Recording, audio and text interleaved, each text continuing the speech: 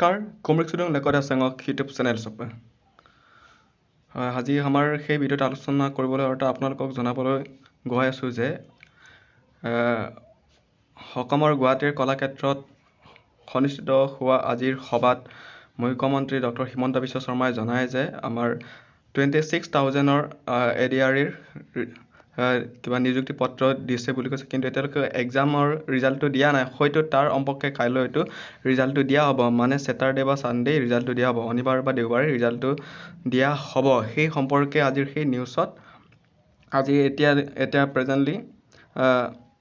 live চলি আছে এনকে 18 আসামত গতিকে তাৰে কিছুমান ভিডিঅ' আপোনালোকক দেখুৱাবলৈ চেষ্টা কৰিম আহি পৰিব আৰু সেই ইয়াৰ পূৰ্বেও যেহেতু 9 অক্টোবৰত পৰীক্ষা অনুসৰি যেহেতু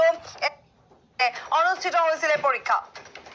কাইলৈ ঘোষণা হোৱাৰ সম্ভাৱনা আছে ৰাজ্যিক নিযুক্তি পৰীক্ষাৰ ফলাফল কাইলৈ বা দেওবাৰে ঘোষণা হ'ব পাৰে ফলাফলসমূহ অসমৰ্থিত সূত্ৰত এই তথ্য প্ৰকাশ পাইছে ৰাজ্যৰ 26,000 নিযুক্তি পৰীক্ষাৰ ফলাফল ঘোষণাৰো সম্ভাৱনা আছে সেবাৰ তত্ত্বাৱধানত অনুষ্ঠিত হৈছিল নিযুক্তি পৰীক্ষা লাখ লাখ নিবনুৱাই ৰাজ্যিক নিযুক্তি পৰীক্ষা দিছিল আৰু লগতে এটা উৰা বাতৰি প্ৰকাশ পাইছিল যে 9 অক্টোবৰত ফলাফল ঘোষণা হ'ব পাৰে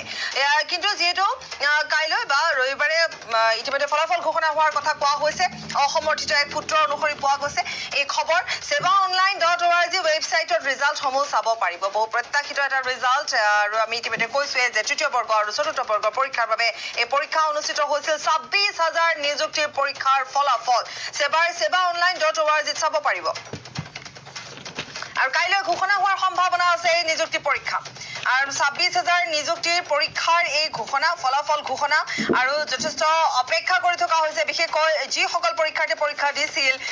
তাৰোপৰি যেহেতু এই পৰীক্ষাক লৈ বিভিন্ন ধৰণৰ কথা বতৰা বা প্ৰসংগ কাৰণ সম্পূৰ্ণৰূপে যেহেতু দুৰ্নীতি মুক্তভাৱে কৰা হৈছিল এই পৰীক্ষা কতো একো সুৰুঙা ৰখা নাছিলে বা বিশেষকৈ মুখ্যমন্ত্ৰীগৰাকীয়ে নিজে এই সমগ্ৰ বিষয়টোত হস্তক্ষেপ কৰিছিল উপায়ুক্তসকলৰ সৈতে তেওঁ ভিডিঅ' কনফাৰেন্সৰ যোগে কথা পাতিছিল আৰু এই 26,000 নিযুক্তি পৰীক্ষা যাতে সম্পূৰ্ণৰূপে নিকা আৰু স্বচ্ছ হয় তাৰ প্ৰতি লক্ষ্য ৰাখিছিল কেনেধৰণে সিসি কেমেৰা